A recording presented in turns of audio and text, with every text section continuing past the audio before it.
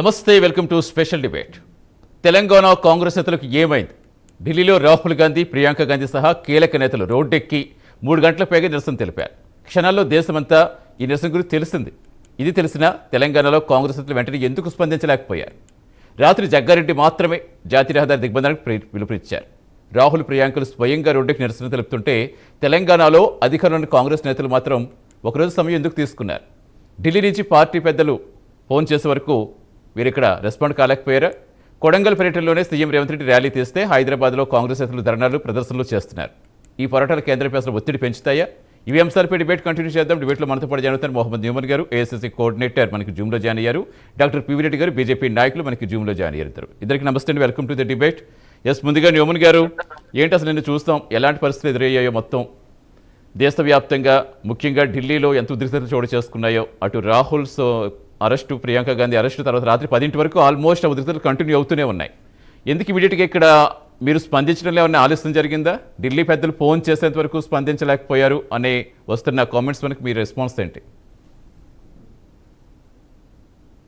మీ voice మ్యూట్లో ఉంది Neumann గారు. Very good afternoon to you as well as నా తోటి panel member and all the viewers. ఏదైతే మనం మాట్లాడుతున్నామో, నీట్ పేపర్ లీక్ అయిన తర్వాత దాదాపు 40 రోజులుగా క్రమేణా ప్రతి ఒక్క రోజు ఏదో ఒక కార్యక్రమం తీసుకుని ప్రభుత్వం మీద ఒత్తిడి తీసుకొచ్చేసేసి దీనికి కారకులుగా ఉన్నటువంటి వారిని, దాంట్లో బాధ్యత వహించాల్సినటువంటి మంత్రిగా ఉన్నటువంటి ధర్మేంద్ర ప్రధాన్ గారిని రెసిగ్నేషన్ చేయాలి అని చెప్పేసి మొదటి నుంచి Congress party leader of opposition గా ఉన్నటువంటి రాహుల్ గాంధీ గారు డిమాండ్ చేయడం జరిగింది. మనం ఒక్కసారి చూసుకుంటే ఎక్కడ కూడా వీరు ప్రభుత్వం తరపున అది జంతర్ మంతర్ దగ్గర కానివ్వండి, మేము తీసుకున్నటువంటి ధర్నాలు కానివ్వండి, ఎక్కడ కూడా ప్రభుత్వం వచ్చి ప్రభుత్వం ద్వారా ఎవరు కూడా మాట్లాడే ఒక కార్యక్రమం వారు చేయలేదు. నిన్న వారు లీడర్ ఆఫ్ అపోజిషన్ ఉన్నటువంటి రాహుల్ గాంధీ గారు ప్రధానమంత్రి నరేంద్ర మోదీ గారి ఇంటి దగ్గర ధర్నాకి దిగితే అప్పుడు జితేందర్ సింగ్ గారు వచ్చేసేసి మినిస్టర్ గారు వారు సంప్రదింపులు చేద్దాం రండి అని చెప్పేసి చెప్పడము, వారిని అక్కడి నుంచి అక్రమంగా అరెస్ట్ చేసేసి వారు స్టేడియానికి తీసుకెళ్లడము, రాత్రి 10కి వారిని విడుదల చేయడం జరుగుతుంది. ఒక్క విషయం మాత్రం చెప్తున్నానండి, ఈ ప్రభుత్వానికి ఇంతమంది విద్యార్థులు చనిపోతున్నా సరే, 22 విద్యార్థులు చనిపోయారు, 24 లక్షల మంది విద్యార్థుల భవిష్యత్తుతో ఆడుకున్నటువంటి ఈ ప్రభుత్వం, దాంట్లో హత్యకి కారకులైనటువంటి మంత్రిగా ఉన్నటువంటి ధర్మేంద్ర ప్రధాన్ గారిని రిజైన్ చేయించడం కాదు కదా, వారికి చీమ కుట్టినట్టు కూడా వారికి ఎటువంటి పెయిన్ లేకుండా పోయింది. అందుకని చెప్పేసి మేము పార్లమెంట్ లోపల, పార్లమెంట్ వెలుపల, ప్రజాక్షేత్రంలో ప్రజల మధ్యలో పోతూ మేము 100% ప్రభుత్వం మీద ఒత్తిడి తీసుకురావడానికి మేము పనిచేస్తున్నాము. జరిగినటువంటి సంఘటన ఏదైతే జరిగినటువంటి సంఘటన, రాహుల్ గాంధీ గారిని మిస్ హ్యాండిల్ చేయడం, వారు లీడర్ ఆఫ్ అపోజిషన్ గా వారు ఉన్నారండి, వారిని మిస్ హ్యాండిల్ చేస్తూ వారికి రక్తం వచ్చే విధంగా, బ్లీడింగ్ అయ్యే విధంగా వారిని అక్కడి నుంచి లాక్కొని వెళ్ళడం, మేడం ప్రియాంక గాంధీ గారిని కూడా ఆ రకంగా తీసుకొని వెళ్ళడం, దాని తర్వాత వెంటనే మొత్తం కాంగ్రెస్ పార్టీ క్యాడర్ మొత్తం ఫీల్డ్ లో ఉందండి. నిన్న జగ్గారెడ్డి గారు ఓల్డ్ ముంబై హైవే మొత్తం దిగ్బంధనం చేయడం జరిగింది రాత్రి. ఈ రోజు మార్నింగ్ ప్రతి ఒక్కరిని పిలవడం జరిగింది. ఇందిరాగాంధీ స్టాట్యూ దగ్గరికి రమ్మని చెప్పేసి, అక్కడి నుంచి మేము లోక్ భవన్ కి పోవాలని చెప్పేసి, దానికి ప్రతిఘటిస్తూ బీజేపీ వారు గాంధీ భవన్ కి వద్దామని చెప్పేసి ప్లాన్ చేసుకున్నారు. మరి గాంధీ భవన్ కి వచ్చి ఏం చేద్దామని అనుకున్నారో మాకైతే తెలియదు. ఎందుకంటే వారు అధికారంలో ఉన్నారు, అధికారంలో ఉన్నటువంటి వారు సమాధానం చెప్పాలా, అకౌంటబిలిటీ వారి దగ్గర ఉండాలా. అంతేగాని మా దగ్గరికి వచ్చేసేసి ఏదో చేద్దామని చెప్పేసి చూసుకుంటే మాత్రం ప్రజల మధ్యలో వారు నవ్వులు పాలవుతున్నారు. అంతకంటే ఎక్కువ చెప్పాల్సిన అవసరం ఏం లేదు. ఒక్కటి మాత్రం నేను చెప్తున్నానండి, 100% youth of this country want answers, want accountability, want responsibility. అది వ్యాలిడే న్యూమన్ గారు, ఖచ్చితంగా వ్యాలిడ్. నేను అడిగేది ఏంటంటే, ఖచ్చితంగా మీరు చెప్పేది కరెక్టే, ఎప్పటి నుంచో ఫైట్ చేస్తున్నారు. బట్ ఏంటంటే, నేను మధ్యాహ్నం 3 గంటల నుంచి చూస్తున్నాం ఆల్మోస్ట్. ఇదంటే ఇది కేవలం రాజకీయ సమస్య కాదు, డెఫినెట్గా ఇది విద్యార్థుల సమస్య, దేశ భవిష్యత్ సమస్య, యువకుల సమస్య. ఇటువంటి అప్పుడు అక్కడ అంత ఉద్రిక్తంగా మీ అగ్రనేతలు అక్కడ అంతలా పోరాడి ఉద్రిక్తంగా ఉన్నారు. మీరు చెప్పినట్టు కరెక్ట్, జగ్గారెడ్డి గారు రాత్రి వచ్చారు, అది దిగ్బంధనం చేస్తారు. ఇప్పుడు ప్రజెంట్ ఇంకా మన హైదరాబాద్ ఎలాంటి సిచ్యువేషన్ ప్రజెంట్ చూస్తున్నాం. నాట్ ఓన్లీ హైదరాబాద్, తెలంగాణ వ్యాప్తం కొడంగల్లో రేవంత్ రెడ్డి గారు చేస్తున్నారు, ఇక్కడ హైదరాబాద్లో అటు బీజేపీ ఇటు కాంగ్రెస్ పోటాపోటీగా ఎలా ఉందో పరిస్థితి చూస్తున్నాం. అంటే నేను అడిగేది ఏంటంటే, ఎందుకు ఇంత ఆలస్యమైంది అయిపోయిందని అడుగుతున్నారా? నేను మధ్యాహ్నం 3 గంటల నుంచి ఇంతలా వాళ్ళు అంత కన్స్ట్రక్టివ్గా అక్కడ ఢిల్లీలో చేస్తుంటే ఇక్కడ నిరసన చేయడానికి కూడా మీకు అక్కడి నుంచి పిలుపు రావాల్సి వచ్చిన అవసరం ఉందా అనే విమర్శలు వస్తున్నాయి కదా, దానికి ఏం చెప్తారు? లేదండి, ఆలస్యం ఏం లేదు. యాక్చువల్లీ సీఎం గారి యొక్క 2 day ట్రిప్ ఈ రోజు కాదండి, వారు లాస్ట్ 3-4 days ముందే వారు బులెటిన్ కూడా రిలీజ్ చేయడం జరిగింది. నిన్న ఈ రోజు 2 రోజులు కూడా వారు అక్కడ కార్యక్రమాలు పెట్టుకున్నారు. అందువలనే వారు ఆ కార్యక్రమాలని చేపడుతూ వారి ధర్నా ర్యాలీ కూడా తీయడం జరిగింది ఈరోజు. అంటే నేనేం చెప్తున్నానండి, అసలు మేము ఏం చేస్తున్నామో, కాంగ్రెస్ పార్టీ ఏం చేస్తుందో దానిని డైల్యూట్ చేస్తూ మీడియా వారు ఈ రకంగా చెప్పడం మాత్రం చాలా బాధాకరం. 100% మేము ప్రజాక్షేత్రంలో మొత్తం తెలంగాణలోనే కాదు, మొత్తం యావత్ భారతదేశంలో ప్రజల మధ్యలోకి పోతూ, విద్యార్థుల దగ్గరికి పోతూ, విద్యార్థులకి మనోధైర్యాన్ని నింపడానికి మేము ప్రయత్నిస్తున్నాము. 100% విద్యార్థులతో పాటు మేము ఉన్నాము. విద్యా వ్యవస్థని 100% ఈ సిస్టంలో ఉన్నటువంటి ల్యాప్సెస్ని కరెక్ట్ చేయడానికి మేము ప్రతి ఒక్క మెజర్ ఏదైతే తీసుకోవాలో ఆ పొజిషన్గా కన్స్ట్రక్టివ్ క్రిటిసిజం మేము చేయడానికి మేము ముందుకు వస్తున్నాము. సో ఎక్కడ కూడా ఏఐసిసి పిలుపునిచ్చినంత తర్వాత నేను టీపీసీసీ, ఎందుకంటే ఈ కర్ణాటకలో చేయట్లేదే ఈరోజు. కర్ణాటకలో నిన్న వారు కొంతమంది యూత్ కాంగ్రెస్ లీడర్లు, వాళ్ళు శ్రీనివాస్ గారు కానివ్వండి, శ్రీవత్స గారు కానివ్వండి, వారందరూ ఢిల్లీలో నిన్న ఉన్నారు. డికే శివకుమార్ గారు నిన్న అక్కడ వారు ఉన్నారు. ఈ రోజు రేవంత్ రెడ్డి గారు ఇక్కడ చేస్తారు. నేనేమన్నానంటే ప్రతి ఒక్కరికి రెస్పాన్సిబిలిటీ అనేది ఉంది. ఒక జవాబుదారీతనంతో గవర్నమెంట్లో, తెలంగాణలో మేము గవర్నమెంట్లో ఉన్నాము. So we are not in the opposition. ఎవరికి వీళ్ళు ఉన్నట్టు వారు దానికి ప్రకారంగా వారు చేసుకుంటూ కార్యక్రమాలు ముందుకు తీసుకెళ్తున్నారు. అంతేకాని మరొకటి కాదు. ఒక్కటి మాత్రం నేను కంక్లూడ్ చేస్తూ చెప్తున్నానండి, మీరు ఈ విషయం మాత్రం నోట్ చేసుకొని 2026 డిసెంబర్ లోపల నరేంద్ర మోదీ గారు రెసిగ్నేషన్ ఇచ్చేసేసి వారు ప్రధానమంత్రిగా దిగిపోబోతున్నారు. మళ్ళా నేను చెప్తున్నానండి, 2014లో వారు చాలా గంభీరంగా చెప్పడం జరిగింది, చాయ్వాలా నేను ప్రధానమంత్రి చేయమని చెప్పేసి. రోజులు దగ్గర పడ్డాయి వారికి, వారి యొక్క పార్టీకి. దేనికి అంత కాన్ఫిడెంట్ గా చెప్తున్నారు? అడుగుదాం, పీవీఆర్ గారిని అడుగుతాను నేను తర్వాత. మీరు దీనికి చెప్పండి, రోజులు దగ్గర పడ్డాయి అని చెప్పేసి. yes, దేనికి అంత కాన్ఫిడెంట్ గా చెప్తున్నారు? మీకు వచ్చిన ఇన్ఫర్మేషన్ ఏంటి దానికి సంబంధించి? అంటే ఎందుకు చెబుతున్నాను అంటే, విద్యార్థులు కానివ్వండి, అన్ఎంప్లాయ్మెంట్ కానివ్వండి, హై రేట్స్ కానివ్వండి, బికాస్ ఆఫ్ ద ఇన్ఫ్లేషన్, వీటన్నిటితో పాటు ప్రజల దగ్గర డబ్బు లేదు, ప్రజల దగ్గర విద్యా వ్యవస్థ, వైద్య వ్యవస్థ అన్నీ కూడా కుంటపడ్డాయండి. ఈరోజు ఫారెన్ అఫైర్స్ అసలు ఏ రకంగా చూస్తున్నారండి. పెట్రోల్ రేట్ నేను చెప్తున్నానండి, మీరు రాసుకోండి, ఇది 150 రూపాయలకి టచ్ కోబోతున్నది. నిన్ననే మనకి చూసాము, Iran has declared full fledged war on US. మనం చూస్తున్నాము జియో పొలిటికల్ టెన్షన్స్ ఏ రకంగా ఉన్నాయి, ఏ రకంగా మనము సెక్యూర్ చేసుకోవాలో, ఏ రకంగా కరెక్టివ్ మెజర్స్ తీసుకోవాలో, ఇటువంటి సోయి లేదండి. ఫారెన్ పాలసీ వీళ్ళకి అసలు సోయి లేదు. నేను చెప్తున్నాను, మీరు చూడండి, చైనా దగ్గర నుంచి మన దగ్గరికి టెన్షన్స్ రాబోతున్నాయి. I'm telling you this on record, you take this.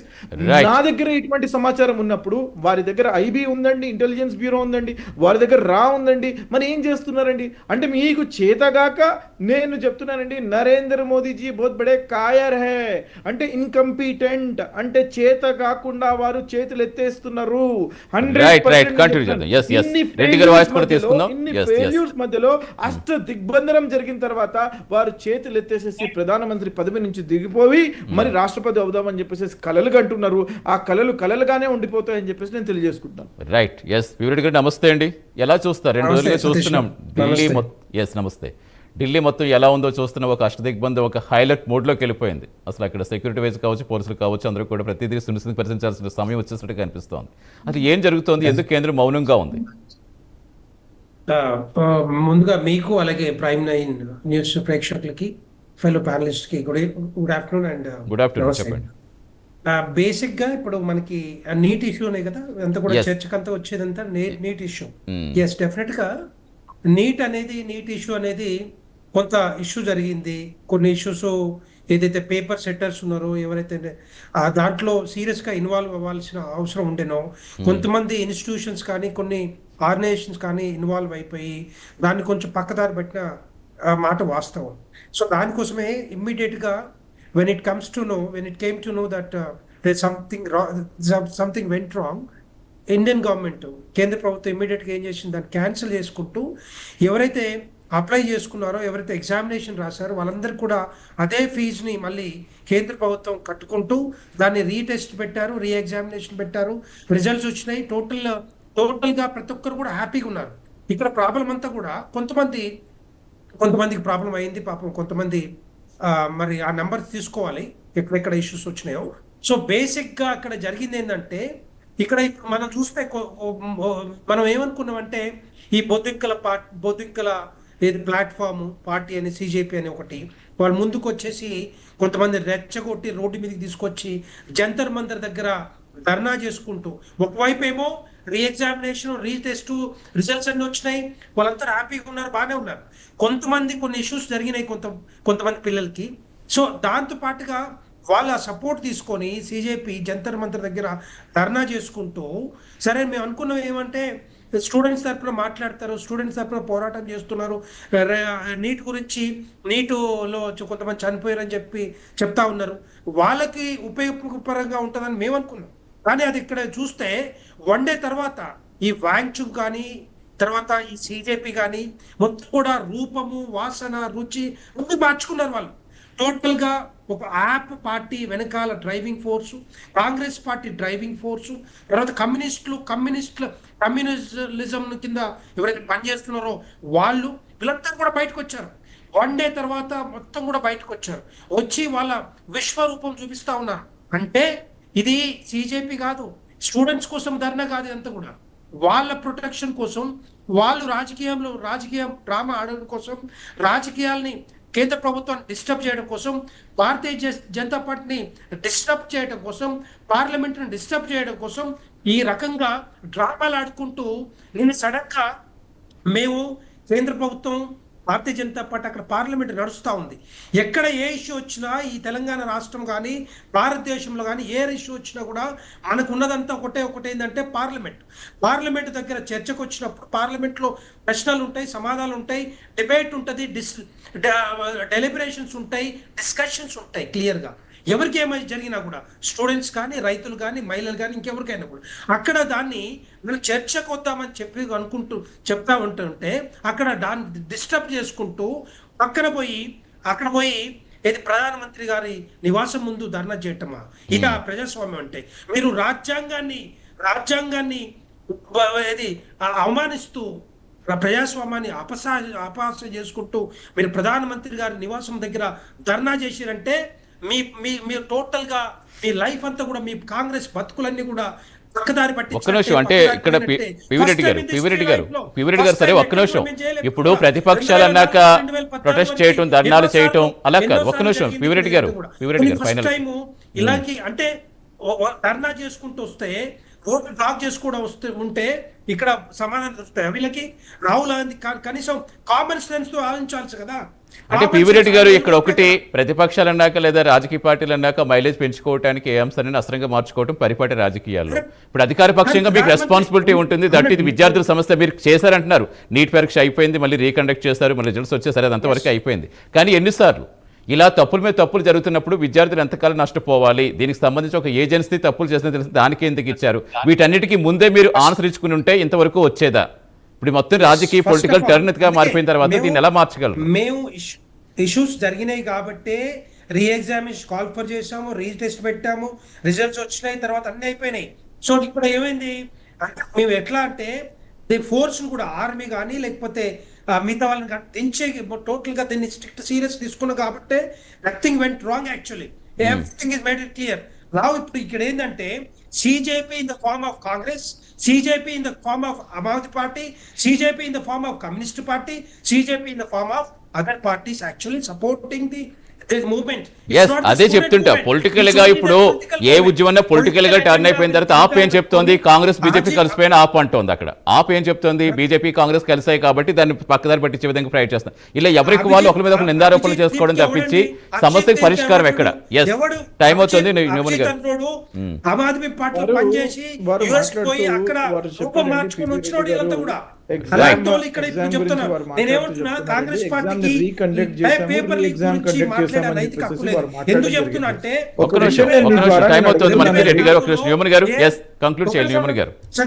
వారు ఎగ్జామ్ కండక్ట్ చేశానని చెప్పేసి వారు చెప్పడం జరుగుతుంది. 2012లో ఎయిమ్స్, 2013లో ఎస్ఎస్సి పేపర్ లీక్, 2013లో రాజస్థాన్ యూనివర్సిటీ పేపర్ లీక్, 2013లో Rajasthan public service commission paper leak, 2014లో సిబిఎస్ఈ క్లాస్ 12, రెడ్డి గారు నేను అదే చెప్తున్నా. నేను ఆ ప్రభుత్వం ఈ ప్రభుత్వం అని కాదు, ఏ ప్రభుత్వం అయినా ఇది విద్యార్థులు నష్టపరిచే విధంగా అన్ని పార్టీలు కలిసి చేయాలి కదా. ముఖ్యమంత్రి రిజైన్ చేసిరా, లేకపోతే సోనియా గాంధీ రిజైన్ చేసిందా, రాహుల్ గాంధీ రిజైన్ చేసిందా? అన్నా హజారే మాట్లాడితే, అన్నా హజారే ఏదైతే ధర్నా కూర్చుంటే, ఆమరణ నిరాదీక్ష కూర్చుంటే ఆయన ఏమన్నాడు, it's dangerous to the democracy, it's dangerous to the democracy, you are disturbing the government అని చెప్పుకుంటూ ఆ రోజు ఏం మాట్లాడు Rahul Gandhi. Right, yes Newman గారు కంక్లూడ్ చేయండి. న్యూమన్ గారు ఇప్పుడు ఏం చేయబోతున్నారు? ఎస్ పివి రెడ్డి గారు, ఎస్ అదే చెప్తున్నారు. పొలిటికల్ టర్న్ తీసుకుంటే పొలిటికల్ గానే వెళ్ళిపోద్ది మొత్తం అంతా. అలా కాదు. ఇది పొలిటికల్ సమస్య కాదు, ఇది విద్యార్థుల సమస్య, యువత భవిష్యత్ సమస్య, దేశ భవిష్యత్ సమస్య. పొలిటికల్ పార్టీ ఒక పొలిటికల్ పార్టీతో ఉంటూ కూడా నేను విద్యార్థుల పక్షాన నేను ఒకటే ప్రశ్న అడగదలుచుకుంటున్నాను. రైట్ ఎస్ పివి రెడ్డి గారు, ఎస్ న్యూమన్ గారు టైం అవుతుంది, మన సమయం కంక్లూడ్ చేయండి. ఎస్ ఇంకా మీరు నేను ఒకటే విషయం అడగదలుచుకుంటాను విద్యార్థుల పక్షాన. వారు ఆల్రెడీ ఒకసారి మొదటిసారి ఎగ్జామ్ రాసినప్పుడు ఉన్నటువంటి సీరియస్నెస్, వారు పేపర్ లీక్ అయిన తర్వాత మెంటల్ ట్రామా అని చెప్పేసి వారు స్ట్రెస్లో ఉంటూ సెకండ్ టైం ఎవరైనా పెర్ఫామ్ చేయగలుగుతారా అండి? వచ్చినటువంటి మార్కులు ఫస్ట్ సెకండ్ టైం వచ్చినటువంటి మార్కులు ఎంతమంది విద్యార్థులు తెలుసా అసలు? వీరికి లెక్క అనేది ఉన్నదా వీళ్ళకి? నేను ఒక విషయం చెప్పదలుచుకున్నానండి. వారి ఇందాక మాట్లాడుతూ ప్రధానమంత్రి ఇంటి ముందు ధర్నా చేసినారు, చేయొచ్చా? ప్రజాస్వామ్యం అండి, ప్రజాస్వామ్యంలో ప్రధాన ఇంటి ముందు కాదు కదా. మళ్ళీ చెప్తున్నా నేను, మీరు రాసుకోండి, ఇది రాసుకోండి చెప్తున్నా. ఇప్పుడు ఇంటి ముందు చేసినాము, రాబోయే కాలంలో ఇంటి లోపలికి చేస్తాం. మేము బరాబర్ చేస్తాం. ఎవరు ఆపలేదు. ప్రజాస్వామ్యం. రైట్ ఎస్ ఏదైనా విద్యార్థుల సమస్య కూడా పొలిటికల్ సమస్యగా మార్చకుండా పార్లమెంట్ లో చర్చ జరిగి దీనికి సంబంధించి అన్ని పార్టీలు కూడా ఇలాంటి మళ్ళీ రిపీట్ కాకుండా ఉండే విధంగా యాక్షన్ తీసుకోవాలని కోరుకుందామండి. రైట్, థ్యాంక్ యూ న్యూమన్ గారు, థ్యాంక్ యూ రెడ్డి గారు, thanks for joining in debate అండి. ఇది ఇవాళ స్పెషల్ డిబేట్. నమస్తే.